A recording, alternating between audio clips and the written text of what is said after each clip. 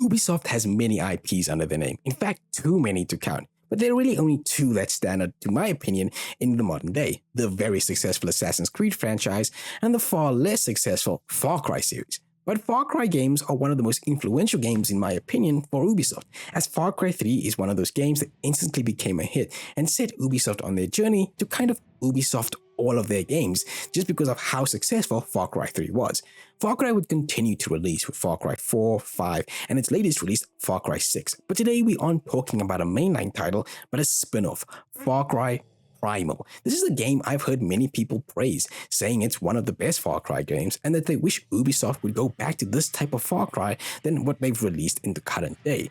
Primal has us set in the prehistoric era in 10,000 BC, where we don't have guns, but fight with clubs and sticks, where we fight saber-toothed tigers and woolly mammoths. But is Far Cry Primal worth your time? But before we go any further, welcome to Stay Tuned on Gaming. I'm your host Damon, where I gotta talk about video games for as long as I want. And if you like this video, please give it a like, comment down below, and if you want to see more of these videos, please give a subscribe to the channel. Let's see if Far Cry Primal is worth your time.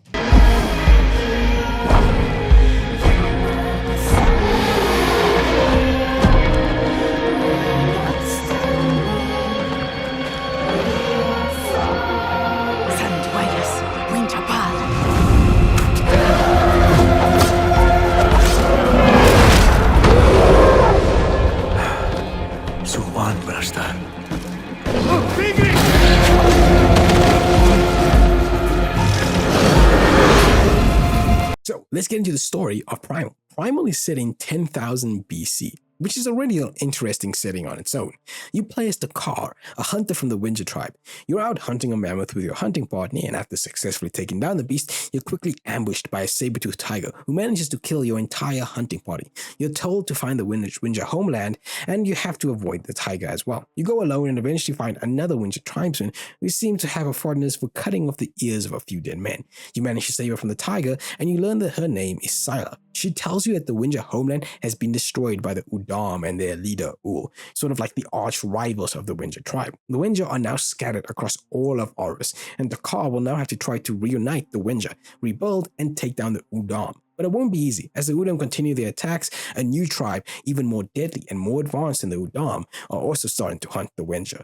As for the story, it's, for me, pretty lackluster. There wasn't anything super interesting or even any interesting plot point that kept me wanting to go in. Now, I'm not going to say that Far Cry games are known for their amazing storytelling or even their amazing stories, but there was always something in those games that kept you interested. An interesting character, an interesting villain, maybe even some interesting plot point. But Primal to me lacks a lot of focus, even for something just to keep you going. It's at times it feels like you have to do many things and none of them really tie together. You are basically told that you have to find the shaman, and once you find the shaman, who names you Beastmaster, you fend off the attack of the Udam. Once from there, you kind of are set out to find a skilled huntress, craftsman, and a Winja warrior. You would think that these characters would be super interesting, but none of them really are. There's some good moments, but not enough for me to really get into it. This continues as you continue to fight the Udam. You also come across a new tribe called the Zelia. They are more advanced, they have other technology, they use fire a lot, but they are also killing the Winja, and they're controlled by this other lady who I can't even really say the name of because I don't think I can say it right. And you would think that would be super interesting, but again, from there, it kind of just plays out with you trying to collect resources, unlock some more story missions, and that's really it. Each major character in the story has like 2 to 3 story missions that you have to deal with, and then you can take down the big bosses at the end, and that's really it. There are a few little surprises and revelations, like why the Udam are killing the Winja, but overall, there really isn't anything super interesting when it comes to this game overall, each story. It's pretty forgetful, and once I finished the game, I felt like, well, I was kind of just doing stuff to do things. Graphics-wise, I think the game looks great. I love the look of this game. I love the setting. I thought the game would be super boring because it's just going to be trees and nature, but there's a lot of variety in this game, even some creativity. I love the look of the Winjas. I love how the Udam looks. I love how the Izilia looks. Like, everybody looks really good and different. You have the lush forest area where the Winjas stay, the burnt areas where the Izilia stay, the wide open areas that has mammoths and many animals, and then the icy mountaintops where the Udam stay, or all of it looks fantastic. The same goes for the game's audio and voice acting. The game's actually pretty immersive in this, as there's no English to speak of. Instead, they talk in this fictitious language. They add some nice immersion to it. It's not any real language, but I really like that they went that extra mile. The music is good too. I really like a lot of the music, with some tracks being really haunting and super beautiful. I was listening to this soundtrack while I was writing out the script, and I gotta say, it really put me in the mood to play the game again, which is what a soundtrack should be doing. Overall, this package alone makes the graphics really good, the audio fantastic, but the story just super lackluster. So if you're coming for story, I feel like Far Cry Primal is kind of gonna lose you if you're coming for something super interesting, even though the setting is probably the most interesting part about this game. Winja Baltasha, Guayfamas. Shaus uz Dawson. Sana quaida shanchi parishai. Salwa winja marwa. Machi, Sami Kartichi Napa.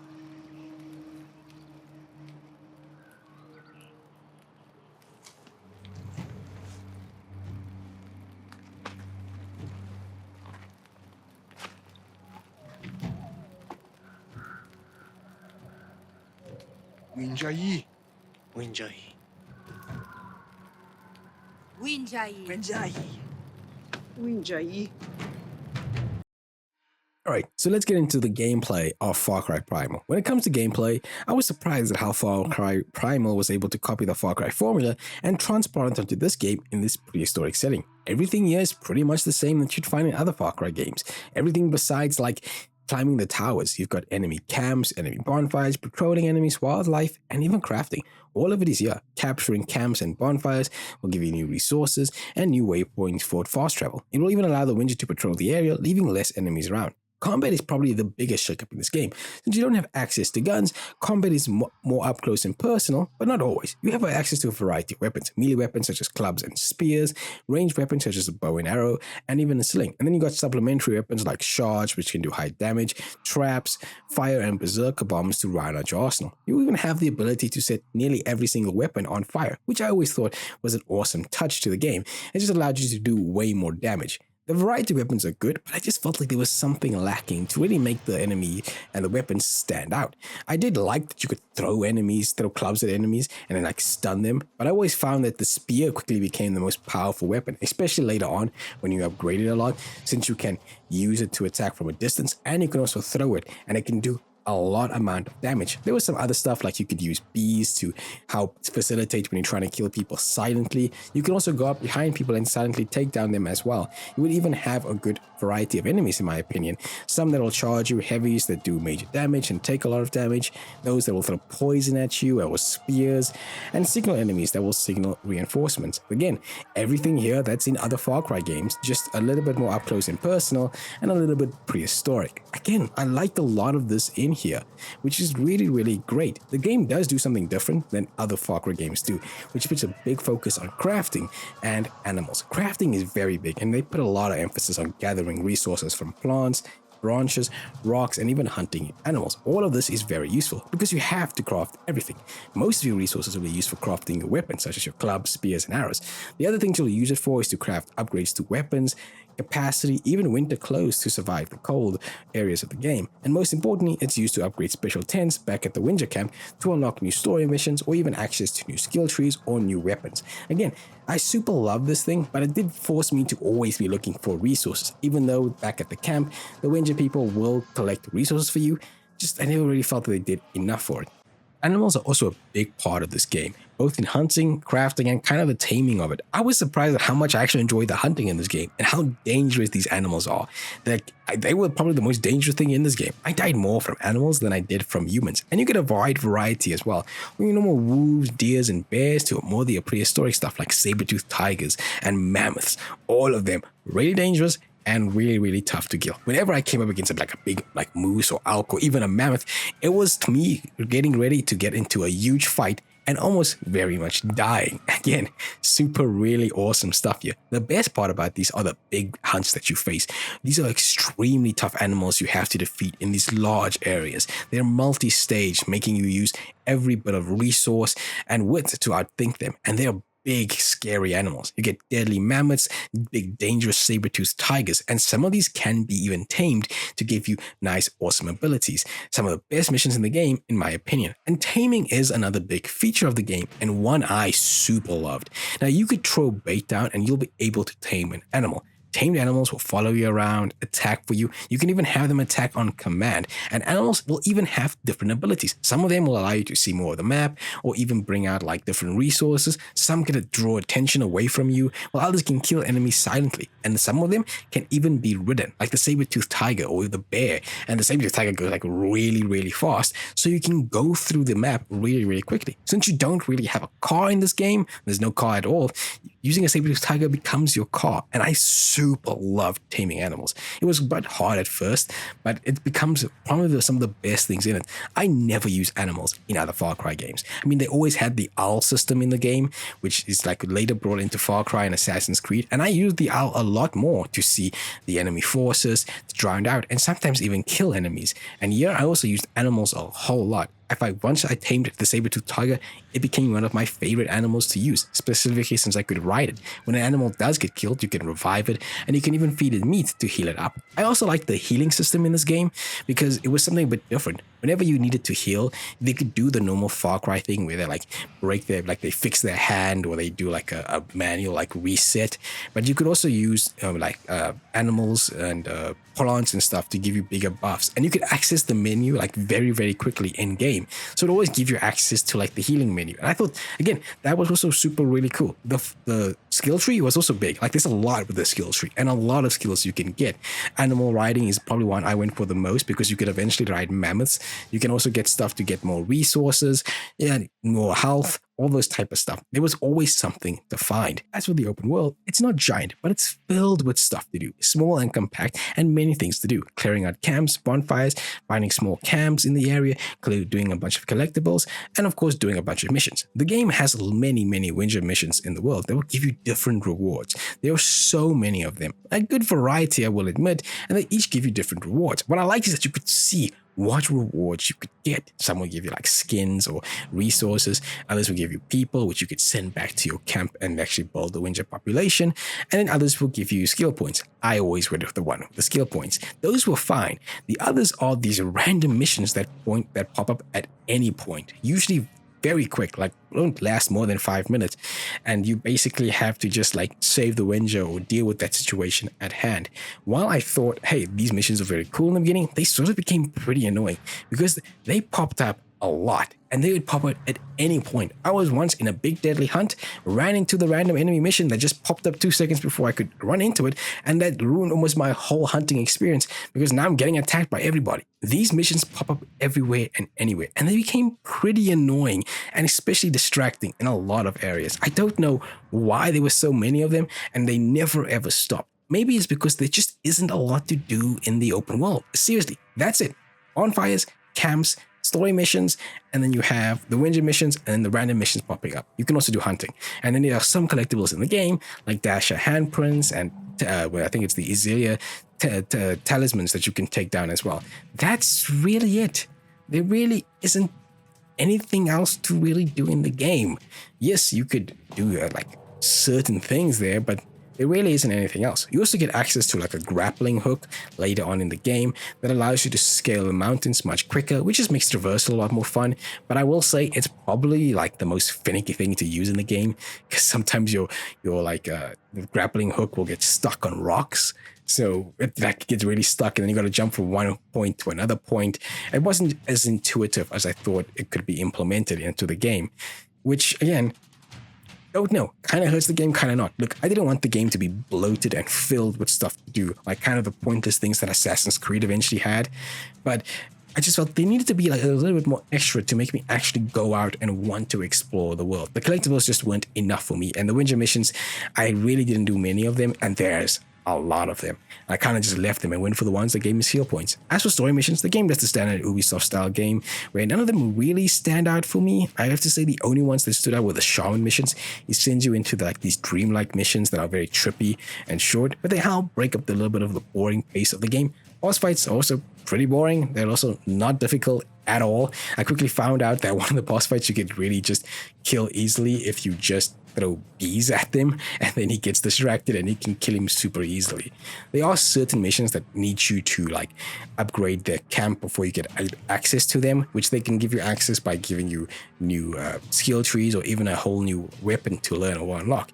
But other than that, they're not interesting whatsoever. You can still do swimming and diving and go hunting and all that stuff, but again, it just felt like the open world just is small and compact and very nice, but I maybe one or two more stuff just to fill out me just running from one area to another, because once I got the saber-tooth tiger tamed, I just ran through everything, because I just used to like fast travel back to the camp or wherever mission I needed to go to, because it just became tedious to really like explore the map, because there wasn't much to explore after a while. Overall, the gameplay is fun. It is fun, and I really had a good time with it. And I really did enjoy it. I can see why a lot of people liked Far Cry Primal.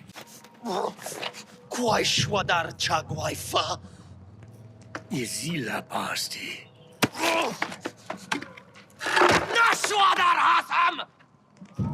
Tajisla di Baram. Pur Kalash. Ai, Minasham Sushalhain. Umana! Nashan Hamagam! So, is Far Cry Primal worth your time? I would say yeah, for one good afternoon or even a day, especially if you want to go back to the older school style Ubisoft titles where they weren't overblown and filled with stuff to do that kind of became tedious and monotonous. Far Cry Primal is one of those games. I can see why a lot of people really like Primal. I can see why a lot of people feel like they should go back to a much simpler time with these Ubisoft games, because these games never really bore you. There was never a point I got bored in Primal. I even got into this one state where I was enjoying myself, going through the motions of the game, maybe collecting some collectibles, going through the map, fighting down enemies, and getting into the hunting of the game, which I really did enjoy. I just got me into that lull where I was just having a really content time with the game. It wasn't bad, nor was it like this really bad game. I just really had a good time with it. When this game was released, I could see it as a breath of fresh air, a setting that is still to this day, I think, one of the best settings of all of gaming, even though this is really the only game I know that does a first-person shooter in the prehistoric era. Most of these games, like these crafting survival games, and Ubisoft and Primal does something unique here, which is something Ubisoft used to do back in the day. They used to make very unique stuff. Sure, I think the story is super lackluster, and I get annoyed at the random missions that popped up, and hunting became tedious around the end part, especially when I was looking for this one rare fish that I could not find or get. I had to get lucky with the RNG for the RNG gods to bless me with that fish. It took me like 2 hours to get it, and it was like the last thing I had to like upgrade. That was really the only tedious thing I really had. Like, it was the last thing I had to do in the game, and it was super annoying. Overall, I enjoyed my time with Far Cry Primal. I had a great time, and for the week I played it, I really enjoyed all that it had to offer. Again, I can see why so many people enjoy it, and I can see why people kind of just wanted Far Cry to be this instead of where it went to eventually. I know some people do like 5, I kind of got bored at 6, but again, this kind of made me want to go back and play Far Cry again, and I think that's the best part about this game. Overall, what did you guys think of Far Cry Primal? Did you like it? Did you hate it? What was your thought when you were playing it? Please comment down below, and of course, if you like this video, give it a like. Go watch my other reviews and my other videos that I've done on the channel, and of course, give a subscribe to the channel. I will see you guys in the next game. Peace.